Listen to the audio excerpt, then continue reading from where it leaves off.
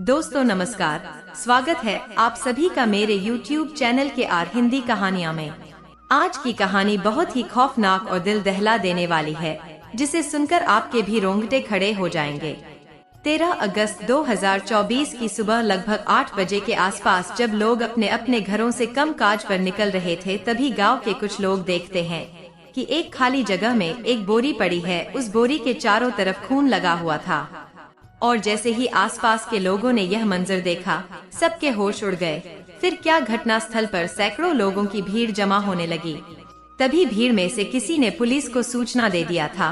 कुछ ही देर बाद उस क्षेत्र की पुलिस भी मौकाए वारदात पर पहुंच जाती है। पुलिस ने उस बोरी को खुलवा कर देखती है तो उस बोरी से एक 20-22 साल के नौजवान लड़के की डेड बॉडी निकलती है। उस लड़के के गले को किसी धारदार हथियार से रेता गया था और उसके पेट पर चाकू से एक के बाद एक कई वार किए गए थे, जिसकी वजह से उसके पेट की जितनी अंतड़ियां थी वो सब बाहर निकल आई थी।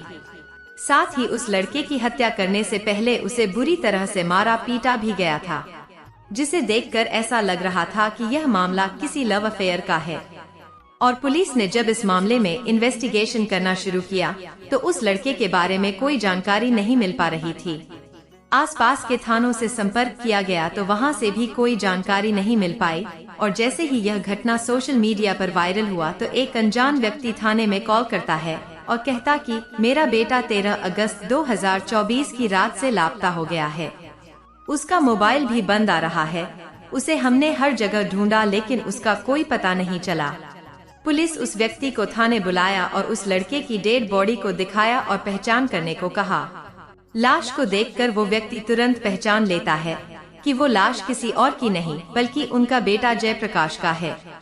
और फिर वो व्यक्ति फूट फूट कर रोने लगा। दोस्तों, इस कहानी में उस लड़के के साथ क्या कुछ हुआ और कैसे हुआ, आइए सब डिटेल से जानते हैं। वीडियो में लास्ट तक बने रहें। यह घटना है बिहार के मुजफ्फरपुर से। इसी मुजफ्फरपुर में एक गांव पड़ता है जीगना। जीगना में रामस्वरूप नाम का एक किसान परिवार रहता था। राम स्वरूप के 2 बेटे थे, बड़ा बेटा राम प्रकाश और छोटा जयप्रकाश। जयप्रकाश का बड़ा भाई गोवा में किसी प्राइवेट कंपनी में जॉब करता था। जयप्रकाश जॉब ढूंढ रहा था। साहिबगंज की रहने वाली ललिता नाम की लड़की और जयप्रकाश एक दूसरे से प्यार करते थे। इन दोनों की प्रेम कहानी साल 2021 से ही शुरू हो गई थी। जब जयप्रकाश अपने मामा की बेटी के घर गया था, ललिता जो कि जयप्रकाश की ममेरी बहन की ननद होती है, उसे देखते ही जयप्रकाश प्यार कर बैठता है और अपने प्यार का इजहार भी कर देता है। ललिता भी उसके प्यार को एक्सेप्ट कर लेती है और अब दोनों को जब भी मौका मिलता था तो दोनों एक दूसरे से मिला करते थे। और इसी पल को याद रखने के लिए जयप्रकाश अपने मोबाइल पर फोटो खींचकर रख लिया करता था। और धीरे धीरे वो दोनों एक दूसरे के इतने करीब आ चुके थे कि अब एक दूसरे के साथ उनके फिजिकल रिलेशनशिप भी बनने लगे थे। साथ ही जयप्रकाश बीच बीच में ललिता को खर्च के लिए पैसा भी दे दिया करता था। यहाँ तक कि एक बार जब ललिता बीमार हुई थी तब जयप्रकाश ने ही उसका पूरा खर्च उठाया था। अब साल 2023 आ जाता है और साल 2023 में ही ललिता बीपीएससी यानी बिहार पब्लिक सर्विस कमीशन की तैयारी करने पटना चली जाती है। वो चाहती थी कि वो एक सरकारी अधिकारी बने। इसके लिए वो पटना में तैयारी कर रही थी। इस बीच जयप्रकाश के बड़े भाई ने उसकी गोवा में इलेक्ट्रीशियन की नौकरी लगवा दिया। इसके बाद वो अपने गांव से इलेक्ट्रीशियन की नौकरी करने गोवा चला गया। गोवा जाने के बाद जयप्रकाश ललिता से रात रात भर कॉल पर बातें किया करता था। हालांकि जयप्रकाश के घर वाले ललिता के घर वालों से शादी के लिए बातचीत करने की कोशिश की, लेकिन ललिता के घर वालों ने मना कर दिया था। और एक दिन जब जयप्रकाश ललिता से वीडियो कॉल में बात कर रहा था, तभी अचानक उसे वीडियो कॉल में एक लड़का दिखाई दिया और यहीं से इन दोनों के रिश्ते में दरार आना शुरू हो गई। इसके बाद दोनों के बीच बातचीत कम होने लगी। हालांकि जयप्रकाश शादी के लिए ललिता को मनाने की कोशिश करता रहा, लेकिन वो नहीं मानी और उसने शादी करने से इनकार कर दिया। अब जयप्रकाश को लगने लगा था कि ललिता उसे धोखा दे रही है। उसे शक हुआ कि ललिता अब किसी और लड़के से बात करती है। अब दोनों के बीच काफी ज्यादा विवाद बढ़ जाता है। फिर ललिता जयप्रकाश से बात करना बंद कर देती है। बातचीत बंद होने से जयप्रकाश ललिता पर काफी गुस्सा हो जाता है और गुस्से में आकर अपनी और ललिता के साथ के कुछ प्राइवेट फोटो और वीडियो जो पिछले दिनों अपने मोबाइल में खींच कर रखा था उसे ललिता के फैमिली वालों के मोबाइल पर भेजना शुरू कर देता है। फिर ललिता के घर वाले यह देखकर बहुत गुस्से में आ जाते हैं और जयप्रकाश को धमकी देने लगे। तभी ललिता ने अपनी और जयप्रकाश की प्रेम कहानी अपने घर वालों को बता दिए। ललिता और जयप्रकाश की प्रेम कहानी सुनने के बाद अब घर वाले आग बबूला हो गए। फिर वो लोग एक प्लान बनाते हैं जिसमें ललिता से जयप्रकाश को शादी का झांसा देने को कहा। तब ललिता जयप्रकाश के पास कॉल करती है और उससे कहती है कि मैंने तुम्हारे साथ जो किया है वो बहुत गलत किया है, मुझे माफ कर दो, मैं तुम्हारे साथ शादी करना चाहती हूँ।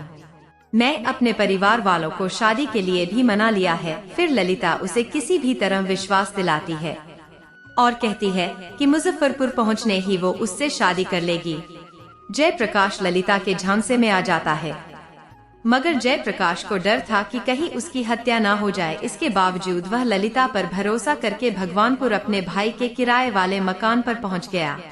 फिर वो 12 अगस्त को ललिता से मिलने मुजफ्फरपुर पहुंच जाता है। मुजफ्फरपुर पहुंचने के बाद वे दोनों एक होटल में पहुंचे जहां दोनों ने मिलकर साथ में नाश्ता किया। फिर ललिता जयप्रकाश को अपने ममेरे भाई के कमरे पर ले जाने की बात कहती है। जयप्रकाश से कहा कि सारी तैयारी वहीं कर ली गई है। अब दोनों साथ में कमरे पर पहुंचे। इसी बीच ललिता अपने घर वालों को कॉल कर जयप्रकाश के कमरे पर पहुंचने की जानकारी देती है। फिर ललिता के पिता, उसका भाई और मामा का लड़का तीनों उस रूम में पहुंच गए जिस रूम में जयप्रकाश और ललिता थे। वहां पहुंचते ही तीनों ने जयप्रकाश को मारना पीटना शुरू कर दिया और जब मन नहीं भरा तो उसकी गर्दन को चाकू से काट दिए। फिर उसके पेट पर चाकू से कई बार वार किया और जो भी उसके पेट के अंदर जितनी अंतड़ियां थी उसे भी बाहर निकाल दिए। इसके बाद भी वो तीनों जयप्रकाश के पेट पर चाकू से वार करते रहे और जब जयप्रकाश ने दम तोड़ दिया तो वे चारों उस कमरे में ही उसकी लाश को एक सूटकेस में डालकर बोरी में बंद कर दिया। फिर उस बोरी को साइकिल पर रखा और घटनास्थल से करीब 100 मीटर दूर सहजानंद कॉलोनी के एक खाली जगह पर फेंक दिया। फिर अगले दिन वहां के स्थानीय लोगों ने इस बोरी को देखा और पुलिस को जानकारी दी। फिर पुलिस जयप्रकाश की लाश को कब्जे में लेकर पोस्टमार्टम के लिए भेज दिया और बाद में फैमिली वालों को बुलाकर बॉडी सौंप दी गई। हैरानी की बात तो यह है कि जो लड़की जयप्रकाश से इतना प्यार करती थी उसी ने उसका कत्ल करवा दिया।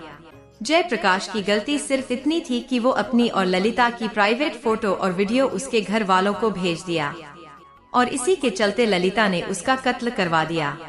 फिलहाल पुलिस इन चारों आरोपियों के खिलाफ मुकदमा दर्ज कर उन्हें तलाश करने में जुटी है। दोस्तों, इस कहानी को सुनाने का उद्देश्य किसी का दिल दुखाना नहीं है, किसी को भी परेशान करना नहीं है, बल्कि आपको जागरूक करना है ताकि आप लोग सुरक्षित रहें। दोस्तों, कैसी लगी ये कहानी कमेंट जरूर करें और वीडियो को लाइक और दोस्तों को शेयर भी करें। और आपसे गुजारिश है कि मेरे चैनल को सब्सक्राइब जरूर करें। फिर मिलेंगे ऐसी ही किसी इंटरेस्टिंग स्टोरी के साथ। धन्यवाद।